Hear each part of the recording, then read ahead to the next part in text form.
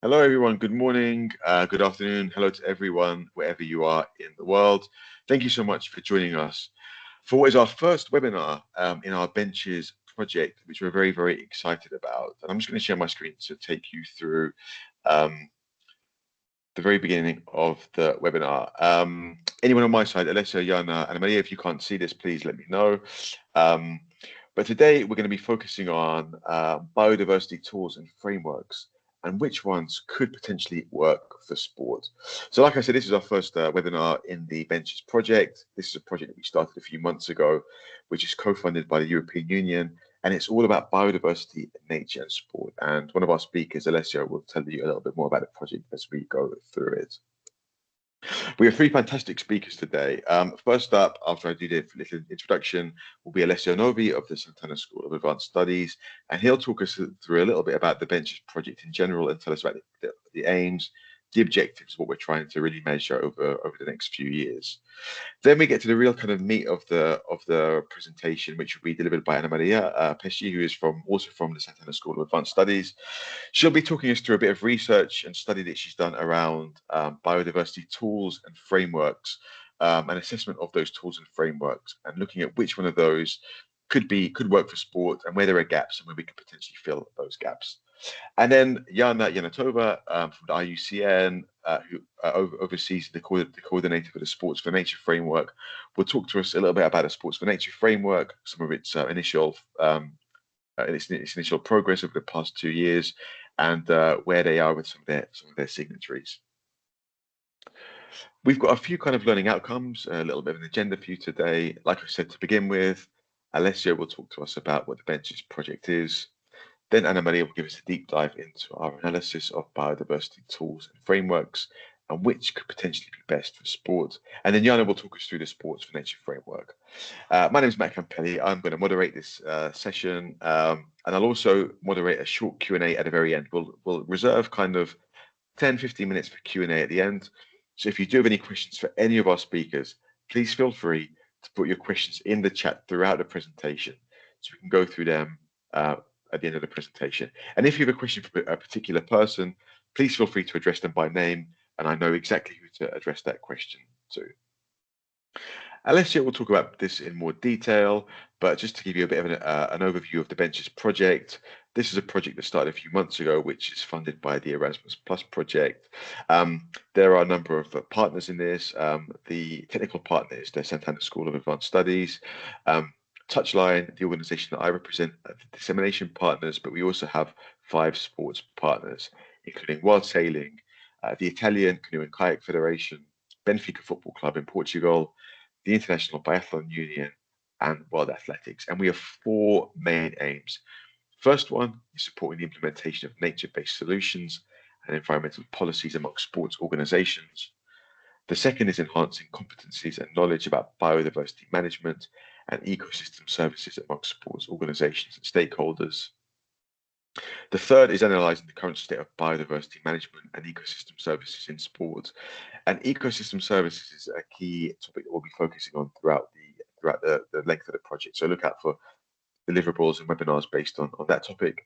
And the fourth one is ensuring sustainability, visibility and proper dissemination of the project results in the sports sector, which is why we're hosting webinars like these for you guys to take part in and listen to. That was a quick introduction to the project in today's webinar, but I'd like to hand over now to our very first speaker, Alessio Novi, who will tell us a lot more about the project. I'll stop sharing my screen, and Alessio, it is over to you. Thank you, Matthew. Thank you to all the people attending the webinar. I'm going to share my screen. Okay, you should be able to see my screen as well. So let's start. Great, thank you, Matthew. As Matthew said, I'm a researcher at the University at Santana School of Advanced Studies in Pisa, which is the leading partner of the Benches project.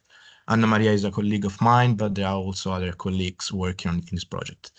As you can see from this slide, the Benches is a project funded by the Erasmus Plus program. This is very important to say, and the acronym for the project itself means biodiversity, ecosystems, and nature conservation helped and enhanced by sports. So it's obvious that we put together 2 different topics, biodiversity and sport. Just a brief introduction about our sports sustainability management group. It's just important for us to, let's say, communicate to the others that we are working on different environmental sustainability and sports projects. We have started working on this topic since 2018 with the first project on environmental sustainability and football, professional football. The name of the project was Life Tackle, and since then we have been working on with, let's say, different sports and also with different topics regarding environmental sustainability. For example, we have worked on environmental footprint in football, but also on the topic of climate change in athletics, biathlon, and floorboard, the topics of circular economy and circular cities in access, free kicks, decks. And we come to the last project where we got funded, which is Indeed Benches, which is the first project on biodiversity. It's our first project on biodiversity in sport, but it's also the first project at the European level on these topics. So we are very proud of that. Let's have a look more in detail about the project info. Here you can see the website. Have a look because the website is very nice. The project itself has a length of 36 months. So it started basically at the beginning of February of this year and will end at the beginning of 2027. We've got a budget of 400,000 euros to be split among the different partners. We are the coordinators, and you can see the logos of the partners here. So there are 7 different partners. Sant'Anna, which is basically the technical partner. Then we have several sport organizations. We have World Athletics, the International Biathlon Union, World Sailing, the Italian Canoeing Federation, Benfica, and then the communication dissemination partner, which is Touchline. And we're now also collaborating with Sports for Nature initiative as, let's say, an external collaboration. But while we're talking about sport and biodiversity, I'm not going too much in detail into this one, but it's just important to say that in the last years, when we talk about sport and environmental sustainability, the focus was on climate change. Especially the stress was a lot on climate change. So what we wanted to understand is the relationship between sport and biodiversity, which indeed was a topic not very well covered. However, we have different connections between sport and biodiversity, especially from 2 different points of view. The first one is the fact that sport and sport events, sport organizations, to a wider extent, rely and depend on biodiversity in the sense that many ecosystems provide the venue where the sports take place. I can just give you an example. If you want to practice canoe and kayak, you must have rivers or lakes, but also the quality of the water must be high in order to practice that. And there are several different examples. So the first aspect is the ecosystems which provide the context where the sport disciplines can take place. Another very important aspect is that every sport has an impact on the environment and especially also on biodiversity. So you are more aware than me about the construction, the use of sports facilities for delivering sport events. And when we talk about biodiversity, and then Anna Maria will go more in detail into this one, we can talk about 5 different pressures. We have a pressure provided by climate change on biodiversity. We have a pressure provided by, for example, the use of land. We have a pressure provided by pollution, pressure provided invasive species, and exploitation of resources. But I will give the floor later on to Anna Maria on this topic. So 2 different parts: the reliability on the different ecosystems and the fact that sports impact on biodiversity. So starting from these considerations, we have a few general objectives that Matthew has already covered partially. We can group them in 3 different categories. First one, we want to understand these impacts and these dependencies that the sports industry have regarding the topic of biodiversity. So we want to be among the first ones to provide the state of the art, to, let's say, shed light on these topics, which usually is not very well understood. Second, we want to develop some tools that sport organizations can use in order to assess and measure their impacts on biodiversity. And here comes the main objective of the project, which is indeed the development of a specific biodiversity assessment tools for sport organizations. And then it's obvious that since the project is funded by the European Commission, we want to implement the policies provided by the European Commissions. There are several ones regarding this one, but also we want to collaborate at the international level with other initiatives like the Sport for Nature by the IUNC. These are the general objectives. Then I will show you like how the project is structured. But before that, here you have a picture provided by a report from the European Commission, which basically puts together what I just said. So when we talk about biodiversity, we must understand that we need to measure the impacts provided to the that we have on biodiversity, but also the dependencies. So you can see like the two arrows from the left and the right slide. And together, by having an understanding of the dependencies and the impacts, we can quantify the risks and the opportunities that a sport organization might have, a sport event might have, a sport industry might have. And to the best of our knowledge, what we saw in the literature is that nobody really ever measured the impact that sport events have on biodiversity. And the same goes for the ecosystem services. Nobody really measured the value that these ecosystems have for sport.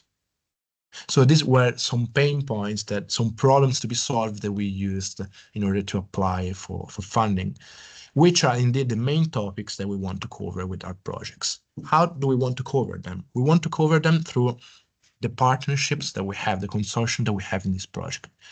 As you saw from the first slides, we have several partners, but probably you didn't notice the variability, the variety of aspects that we have in this project, because we have different governance levels. We have 3 different international federations, which are World Athletics, the IBU, and World Sailing.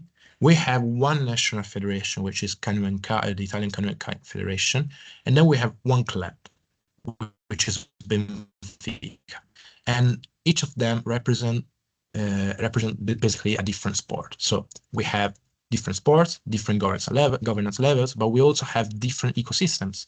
So just to give an example, we have the mountain ecosystem, both during the summer and the winter periods. During the summer, we have a sport, mountain running, which is covered by World Athletics as an organization.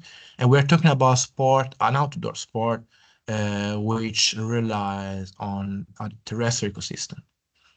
But if we look at the winter sport in this sense, we have biathlon,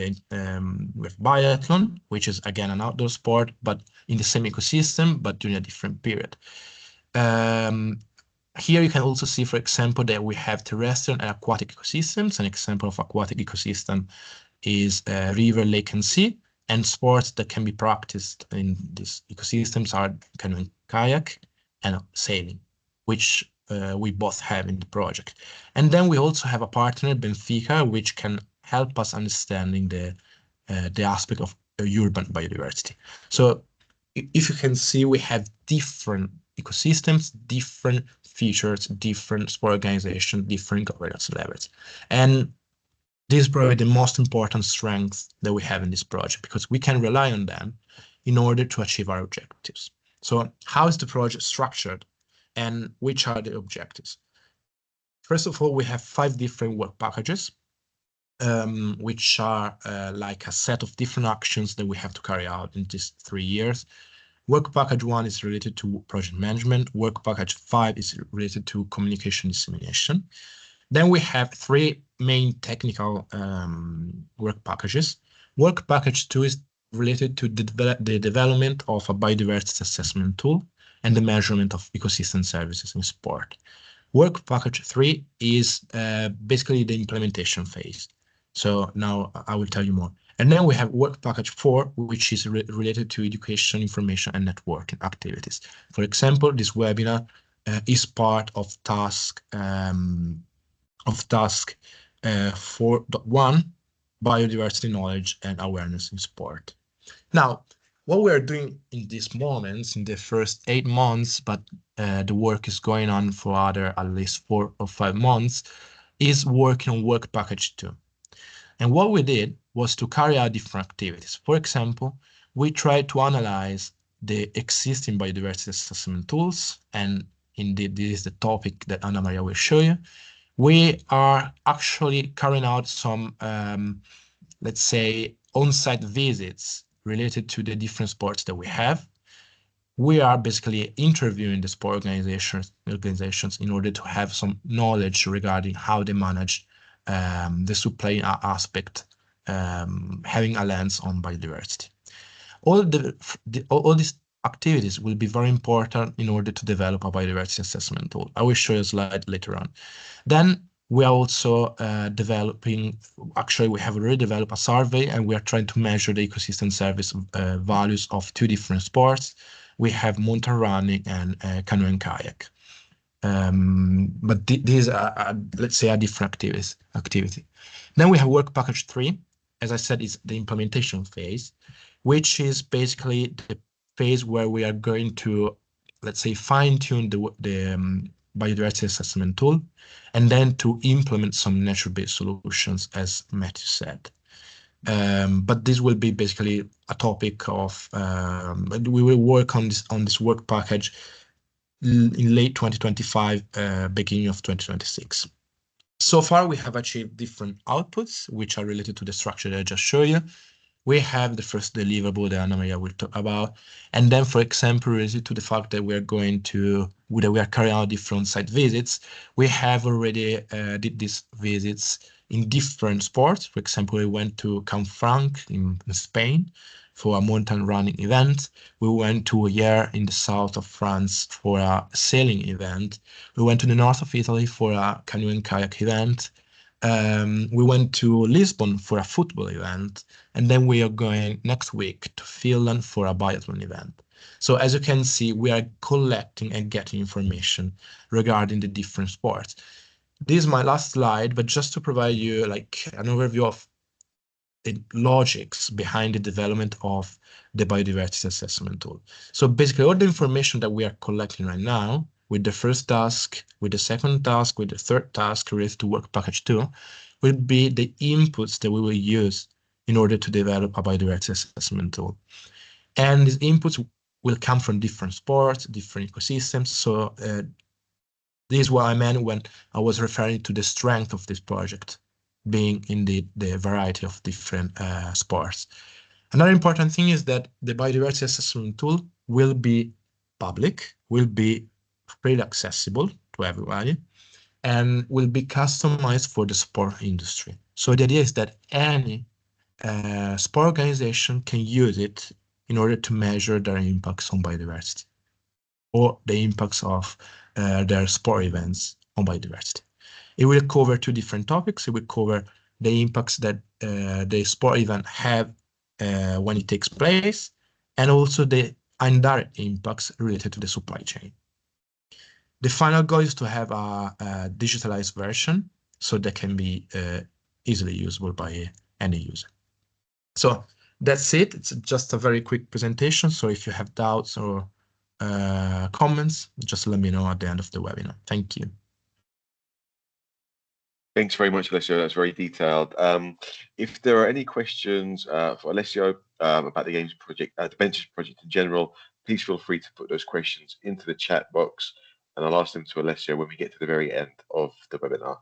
But now I'll pass over to Anna Maria, who's going to talk us through the research. Anna Maria, over to you. The floor is yours. Please feel free to share your screen. Yes, hello everyone. I share my screen, and thank you, Matthew and Alessio, for this introduction. So I think I can go directly to presenting the results from the analysis of existing biodiversity assessment tools that we made, and that provide a lot of inputs for the development of the Benches tool for the sports sector. So we identified 95 biodiversity impact assessment tools. These not include the tools that specifically refers to the ecosystem services because they are studied separately.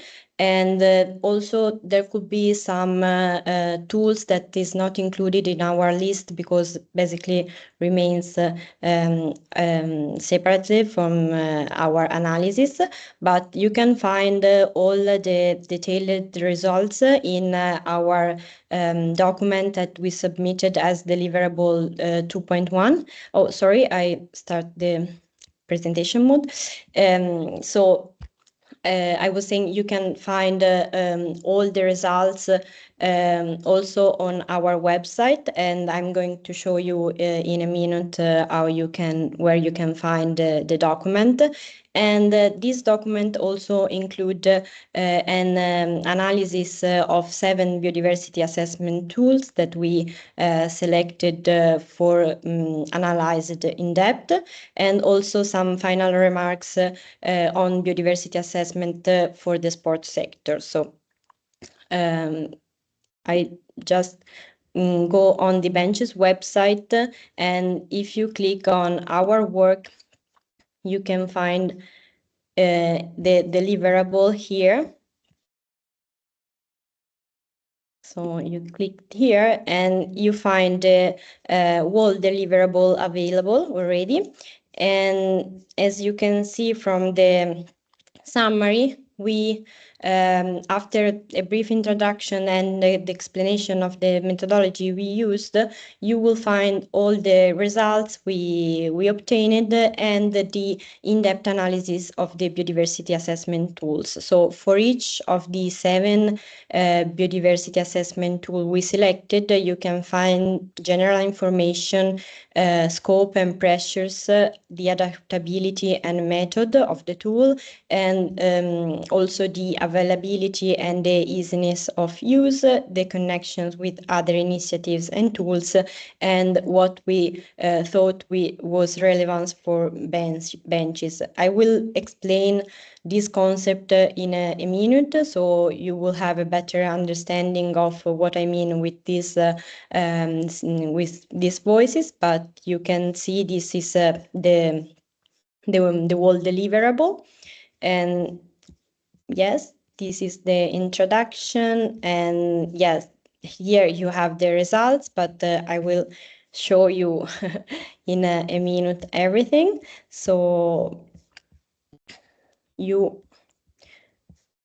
I opened the annex, so you can also see the whole list of the tools we analyzed. So here you have the whole list with different characteristics associated with the different tools. So here you have the whole list, and if you are interested, you can go throughout the website and find by yourself. So I come back to the presentation, and I will explain what you can find inside the deliverable. So yes, just starting with the methodology we used. We started with desk analysis, including both scientific and gray literature, and we started with the identification of the pressures or drivers, which, as Alessio mentioned before, are related to climate change, land use change, pollution, overexploitation, and invasive species. Then we mapped and analyzed the existing biodiversity assessment tools following an iterative and collaborative approach, and we analyzed them according to both general information and specific characteristics of the tool. These included the sector to which these tools were applied, but also their accessibility, meaning if they were paid tool or free tool, the adaptability to the sport context, and also the method they used. So we try to understand if they prefer the quantitative or qualitative approaches, basically. And also, we consider the easiness of use and the relevance for benches aims. This refers to the fact that the tools cover both the terrestrial and aquatic ecosystem at both on-site and supply chain levels. And as I said before, we also proceed with an in-depth analysis of the 7 biodiversity assessment tools according to some criteria and for both the selection and the analysis of the tools. So starting with the identification of the pressures, we found that there is a general consensus on which are the direct pressures on biodiversity, but it's not so clear how to effectively assess them, so how to measure them. And as you can see from the pictures, the climate change, land use change, pollution, overexploitation, and invasive species are the 5 pressures that are considered to have the most impact on biodiversity. So considering the mapping and analysis of the biodiversity assessment tools we found, we consider the definition of Capital's coalition of tools, so a tool that can be any source, methodology, or approach that is relevant to natural capital measurement and valuation. So according to this, we identify 95 sources that are divided in tools, frameworks, or guidelines, and databases. Of these 95 sources, we found 37 tools, 32 frameworks or guidelines, and 26 databases. For the application of these tools, we found that most of them are multisectoral, meaning that they were applied to different sectors, not specifically to one sectors, but there were many different tools that were specifically developed for specific sectors, such as the agri-food or the financial sectors. And considering sports, we found 6 sources, but these are mainly the frameworks developed by IUCN. So there is no specific tool for the assessment of the sports sector's impact on biodiversity, but only guidelines, let's say. Regarding the method used, we discovered that the quantitative approaches are preferred for the assessment, but they are often integrated with qualitative approaches, often to overcome barriers and limitations of the quantitative methods, also to cover different pressures such as invasive species that are not so easily to understand in quantitative terms. And also, in most of the cases, we found easy to use tools, didn't require specific expertise. However, the quantitative tools often requires some specific expertise. And yes, we also focus on the accessibility for benches partners. So we divided the tools that were available for free or paid tools, but also we found some version of the tools that provide the possibility to request a premium version or to request a demo or training material, but most of the tools were totally free. And also, we classify the tool according to the adaptability to the sport context. So the 6 sources that were referred to the sport context were considered as totally adaptable. And then we found different tools that were very adaptable or potentially adaptable, meaning that they will need minor or major adjustment to be applied in the sport context. And finally, the results of the analysis were considered based on the relevance for benches aims. So, as I said, the terrestrial and aquatic ecosystem, if they were included, and the level of analysis, so on-site and supply chain levels. And the majority of the tools cover all the 4 aspects we were looking for.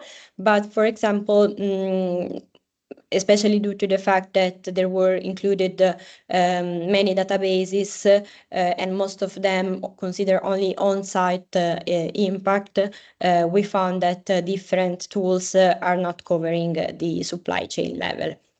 And considering the pressures we identified, we can say that most of the tool cover climate change and land use change, while pollution and overexploitation are assessed in different manners, looking at the different tools, and invasive species are less investigated.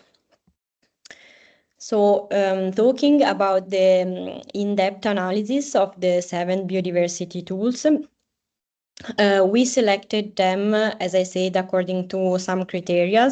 So we focus on the tools that cover at least 3 biodiversity pressures, and we try to combine that tools that altogether cover all the 5 pressures. And we consider only free tools and the ones that we define as potentially or very adaptable to the sport context. And also we decided to focus more on quantitative approaches and on the tools that are that has a scientific basis and are based on existing initiative or framework. Also, it was important for us that the tools covered all the aspects that are relevant for benches, so the terrestrial and aquatic ecosystem and the on-site and supply chain levels. So at the end, this is the list of biodiversity assessment tools we consider to analyze in depth. So we have the biodiversity risk scan, the natural capital protocol, the science-based targets for network, the global biodiversity score, bioscope, product biodiversity footprint, and the natural capital measurement catalog. So what emerged from this in-depth analysis is that frameworks could be used for understanding the structure of an assessment, but they not provide a specific method for the assessment itself. But they were interesting because they often offer additional sources and supporting materials to undertake the evaluation of the analysis. And also, considering the tools, we found that they often require specific expertise because most of them are based on life cycle assessment methods, or they require documents and information that are not always available. And also, they are often based on supporting tools that sometimes should be paid or require, again, some specific expertise to be used. So at the end, we develop this synthesis, let's say, this table of summary, where we focus on the characteristics of the tool that we thought were important to understand how to develop the benches biodiversity assessment tool for the sports sector. So as you can see, there are no much very relevant aspect to be totally replicated, but we found some inputs, especially in the structure and the approach of the framework, and a very important support in the development of the benches tool are the additional guideline and supporting materials that are provided from these tools. Also, we found that in this tool, but it was like a priori criteria, but in these tools there is a relevance of the both terrestrial and aquatic ecosystems analyzed at on-site and supply chain levels. And also in many cases we found interesting link with the pressures we want to investigate. But the focus on the impact assessment method should be understand better for the sports sector. So this is a general summary of what we found from this in-depth analysis. So concluding the analysis, we also developed some final remarks on biodiversity assessment in the sports sector, and as maybe it's evident, the impacts on biodiversity are increasingly taken into consideration by both the private and the public sectors through the use of tools, frameworks, and guidelines, and also databases. And also academics have started to recognize the importance of this relationship especially between the business and biodiversity. But many sectors still remain underexplored, such as the case of the sports sector, that, as Alessio anticipated, to the best of our knowledge, it doesn't exist a specific biodiversity assessment tool for the sports sectors. And also in the academic world, the relationship between sports and biodiversity is quite underexplored.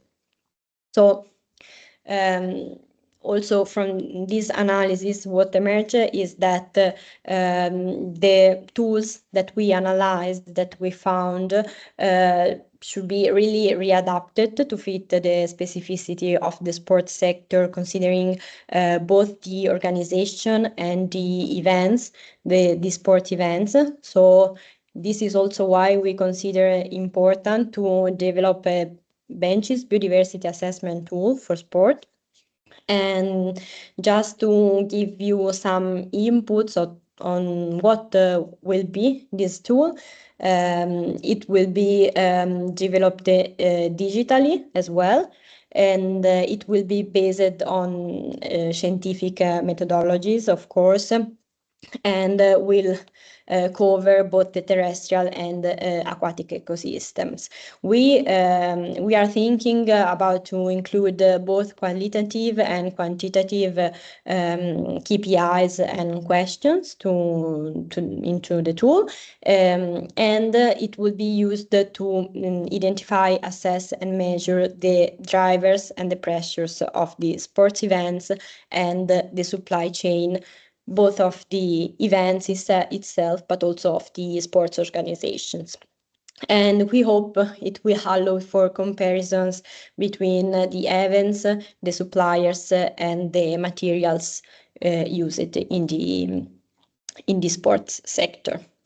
So that's all from my side. I think I can interrupt this screen. Thank you very much, Anna Maria. That was really, really detailed presentation. Thank you for talking us through it. We've got lots and lots of questions coming into the chat around the tool. I'll try and get through as many as I can. But Alessio, Anna Maria, do you want to take a look at the questions we've got in the box? And if you can answer any of them, typing them, please feel free to go through them now, because we may not get through all of the questions. So if you can answer some now, please feel free to do so. But now I'll hand the floor over to Jana, who'll talk about IUCN and the Sport for Nature framework and initiative.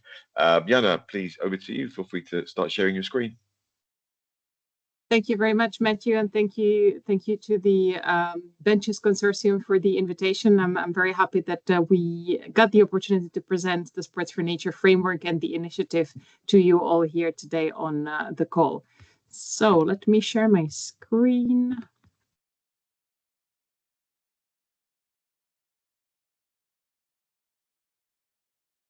Okay, here we go. As Alessio has mentioned at the beginning of his presentation, nature and biodiversity are the emerging topic in the environmental sustainability space in sports.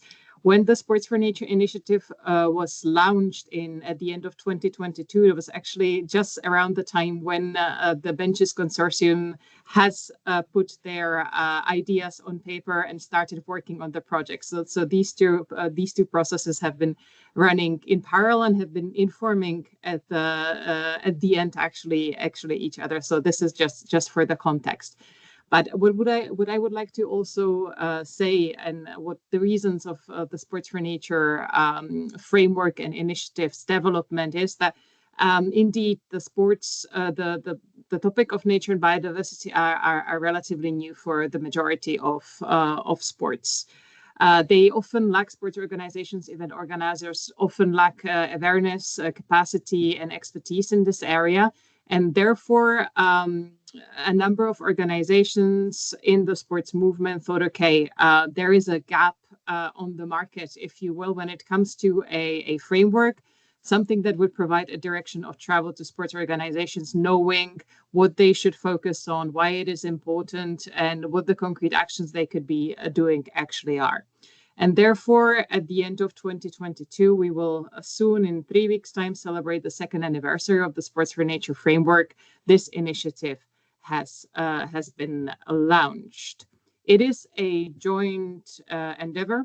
We have 5 partner organizations on board of the initiative. The IUCN, the organization where I am based, is one of the partners and the secretariat of the initiative. And you can see the other logos on the screen. We have the International Olympic Committee with us as our sports partner, and then 2 UN agencies, UN Environment Programme and Convention on Secretariat of the Convention on Biodiversity. And our last partner is Donna Bertorelli Philanthropy. The main aim of Sports for Nature is to deliver transformative nature positive action across sports by 2030 and beyond. And for the partnership, the main mission for us is to enable sports to champion nature and contribute to its protection and restoration, to really bring sports organizations together, create a platform where they can exchange, share, work on common challenges and opportunities, but also to support them in their endeavors. Indeed, what are those main working principles of Sports for Nature? The first working principle is teamwork. The framework itself, the 4 principles that you can see on the right-hand side, have been developed together with sports organizations through an intensive consultations to which some of you, I'm sure, have participated. The setup of the partnership itself is also as well an example of this teamwork approach that we try to implement throughout the initiative. Currently, we have 90 signatories aboard with representing over 30 sports. And just to mention, we started at the end of 22 with 22 organizations. So we have grown quite a bit over the past almost 2 years. The second working mechanism and pillar of the initiative, and we will dive into that a little bit more in detail, are the 4 Sports for Nature principles. They provide the direction of travel for sports organizations, to sports organizations, on what they should focus on in terms of nature protection and restoration. They are built on a tried methodology in the nature conservation sector, which is called the mitigation hierarchy or conservation hierarchy. where entities are encouraged to first focus on minimizing any negative impact on nature. So this concept of doing no harm.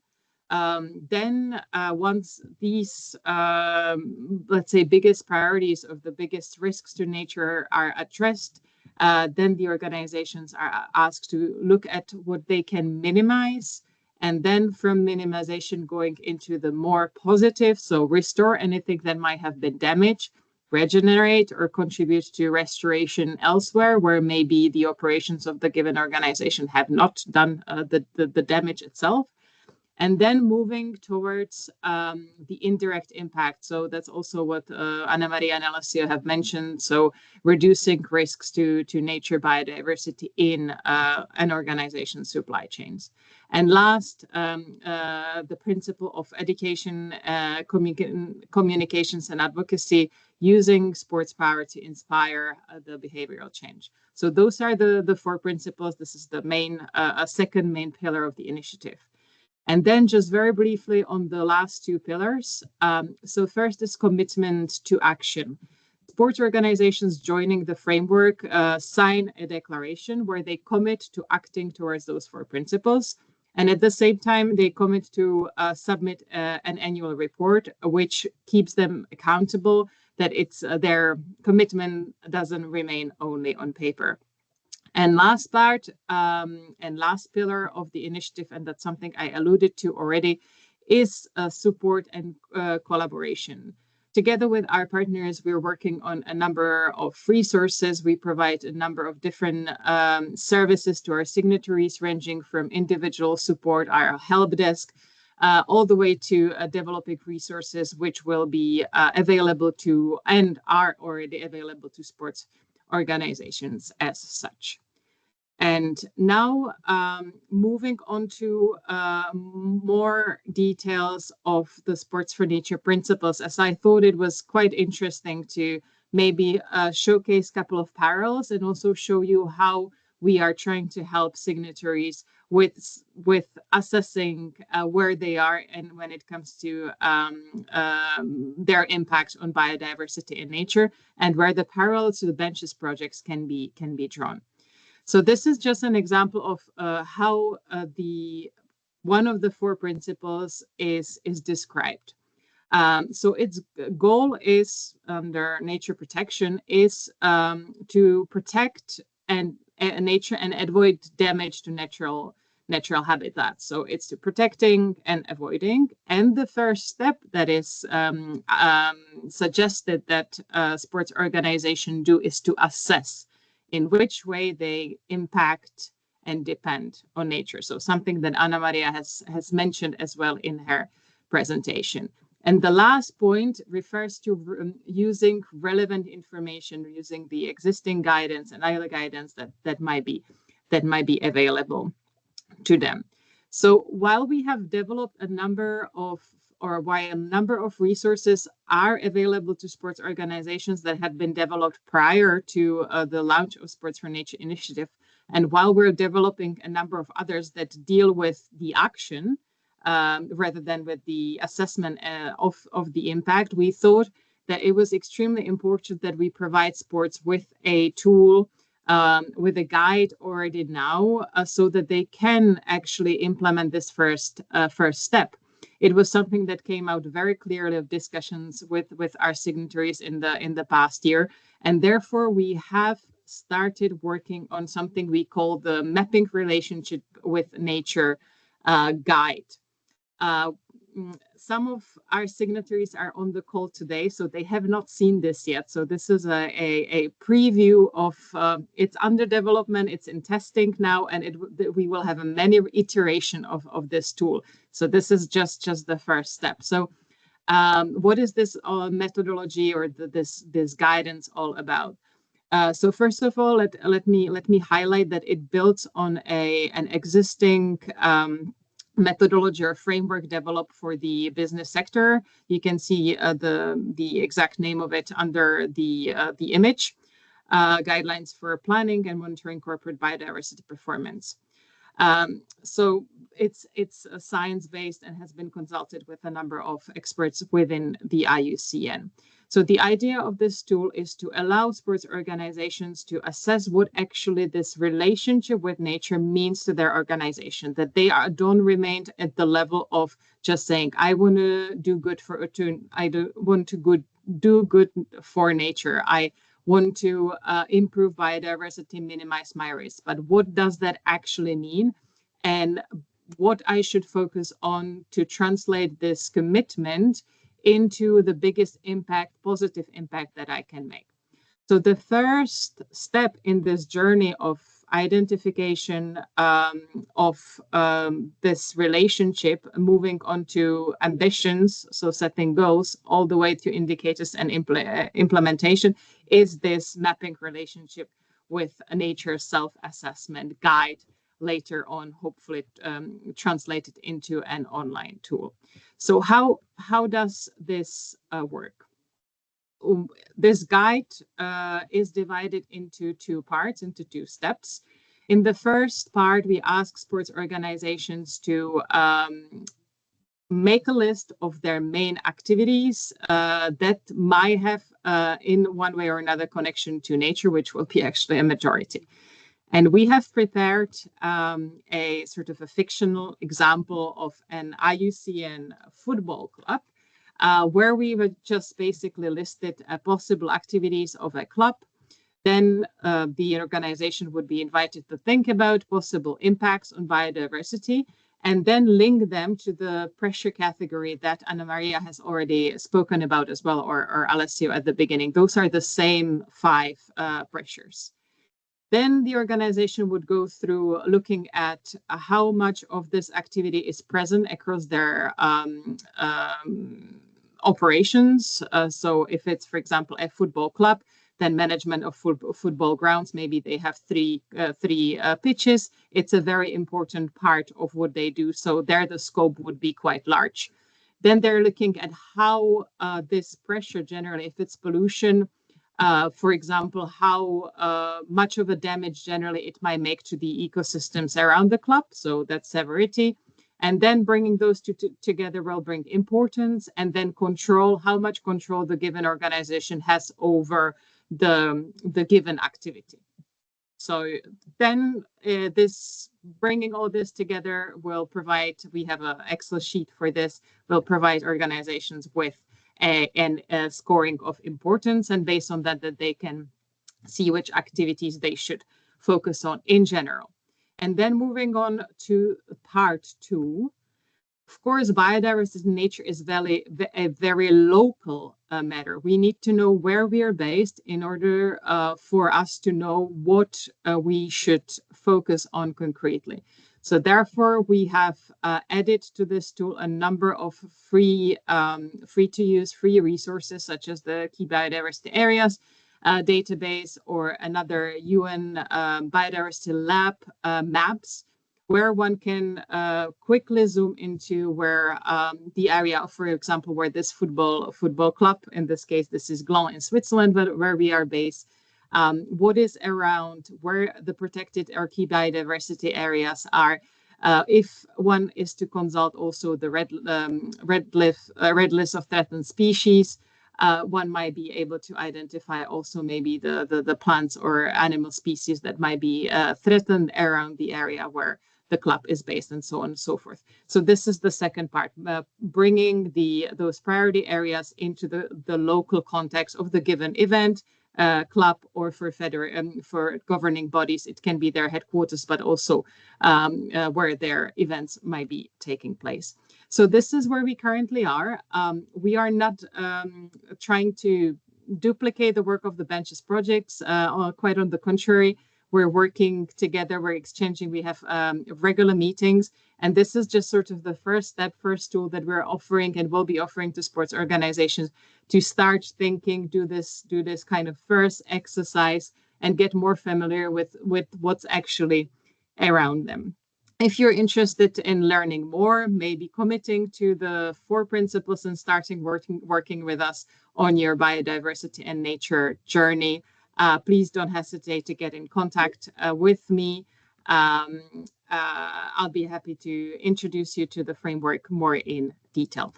And that will be all from my side. I see that we don't have that much time left, but thank you again for the opportunity to be here with you today. Thank you very, very much, Anna. That was really informative. Thank you so much. We do have a few questions. We've only got 5 minutes left, so we may not be able to get through all of them. I see, Alessio, you've answered the question that's on everybody's lips is when will this assessment tool be ready? And I think the answer, actually, I'll hand over to you, Alessio. Please feel free to tell our audience, when can the assessment tool be expected to be ready? Okay, if you don't mind, I will start. First of all, thank you to all the questions you made. It's very important to us to see this interest, and it's also quite incentivizing. So first of all, I've got several questions. I will try to answer to some of them. First of all, when will the biodiversity assessment tool by benches be released? We are working right now on its development. As we said, there will be also an implementation phase. So the first version will be ready by next summer, so by June 2025. But the idea is to have the validation by experts to try to apply this biodiversity assessment tool in the framework of different events of benches partners. So the idea is to have the final version also in a very nice way to use, also in a digital, let's say like a website will be very used, etc. by the end of 2026, because the project will finish at the end of 2026. That means that for sure by that time it will be ready and usable. Then it will be in English. I'm trying to cover the questions. It will be in English, and we can translate that into different languages so that everybody can use it. That's the idea. There will be a newsletter, but Matthew, you can answer to this question if you want. So, sure. Well, maybe rather than go through all the questions, I'll ask you some of the questions because people may not be reading it. So one of the questions is, will there be a newsletter announcing when future deliverables will be published? Yes, we'll be announcing future deliverables via all of our channels, via the Benches newsletter, via the newsletter from the sustainability report as well, and also through our social channels. Then there are a couple of questions that I think are kind of a bit more important. There's one question which is, which organizations do you imagine will use the tool and for what reason? Maybe Anna Maria, Alessio, either of you can jump onto that. Yeah, I think, okay, the idea is to have different versions of these tools. So it can be used by international federations, national federations, and also even organizers. So actually you have different questions, different KPIs, but the idea is to have different tools for different, let's say, governance levels. For yes. Sure, there will be the International Federation and the event organizer. Anna Maria, go ahead, sorry. No, yes, I was just saying that, as I said, the tool will be applicable for both the event organizations, but also the sports organizations. So basically what Alessio was saying, at different governance levels and activity levels. We've got a couple of questions. I think one is potentially for Anna Maria, one is for Jana. Anna Maria, there's a question about analyzing assumptions in the tools. So looking at the activity linked to the impact and were the methodologies consistent across the tools that you looked at regarding that activity and impact? Yeah, I saw that questions, and yes, I was thinking that as I explained, that the 5 pressures are quite defined. So climate change, land use change, pollution, overexploitation, and invasive species are the 5 drivers of biodiversity loss, and we found analyzing the 7 tools that there are already softwares that are able to link the activities with the pressures. So many times these are done by life cycle impact assessment, that is like an evolution of the life cycle assessment, which translates the activities in the pressures and the pressures in some quantitative metrics that referred to the biodiversity loss. So, for example, you find this these metrics on the deliverables, but this refers to the mean species abundance and the PDF per year. So there are these metrics that already exist. And also we found some more qualitative approaches that use like a sort of Likert scale to assess the value of the impact to different activities. These are two examples. Jana, I've got two more questions, one for Jana and one Alessio for us to round up. Jana, I think you may have covered this in your presentation, and maybe there's somewhere you could direct Carsten to, but he's asking that he's interested in learning how to incorporate the measures, the principles of the sport financial framework into an association strategy, potentially association statutes as well. So how can he start going about that? Well, I think it's actually quite perhaps, well, I wouldn't say easy, but it's quite, I think, straightforward how one can implement those 4 principles in a sustainability strategy. Because very often those strategies do start with assessing what the negative or positive impacts on nature, biodiversity, climate might be. So if an organization already is focusing on a climate, it's just basically bringing this module of nature and adding it to it and reinforcing the links in between as well. Because working on nature is something that we did not cover and discuss today, but I'm sure in the future webinars, when you focus on ecosystem services, listeners will be able to understand better what nature can actually, how nature can help mitigate and adapt also sports organizations to the impacts of climate change. So I think it fits very nicely. The same then goes for working on supply chains, where the work or kind of the aspects of climate change and biodiversity in creating more sustainable sourcing policies and procedures goes basically hand in hand. And lastly, education and communications. There's, I guess, a great potential where both topics can be addressed at the same time. There is a great opportunity focusing on, for example, iconic species. Many football and other sports organizations have animals as their mascot, so that's a great opportunity to bring that in the fore of one's communications, while also focusing on climate pollution and other topics in the environmental sustainability sector. So it can be plugged in, I believe, quite easily, and it just makes sense because, after all, we are facing a triple planetary crisis, not just climate, but also pollution and biodiversity loss, and they should all be addressed as a one whole. Great, thanks, Jana. I can see that Alessio has answered the 2 remaining questions, which are very kind of specific in the chat, which is good because we've come up to time now. But I think what we can do is, because we've got some very detailed questions, is maybe we can review these questions and we can share some more detailed answers in an email to all of our participants when we send out the recording as well. Maybe we can do that in the coming days, because I think there's some more interest here. So thank you to everyone who joined us today. Thank you for all of the questions and all of the comments. Shortly after the recording, we will send over the recording of the presentation, so you can watch it at your leisure. You can keep it, share it with your colleagues. And in the coming days, we'll also try and share some answers to some of your questions in a bit more detail, because we only had 5 or so minutes to go through them. So thank you very much for your attention. Finally, a big thank you to our 3 speakers, Anna Maria, Jana, and Alessio. Thank you so much for all of your great presentations and for answering all of our questions. And if anyone has any more questions for our 3 speakers, please feel free to get in touch with them afterwards. I'm sure they'll be happy to answer any of your questions. And look out for more Benches webinars coming in the coming months. Thanks, everyone. Enjoy the rest of your day, and see you all soon. Thank you. Bye. Thanks, everyone. Have a nice day. Bye-bye.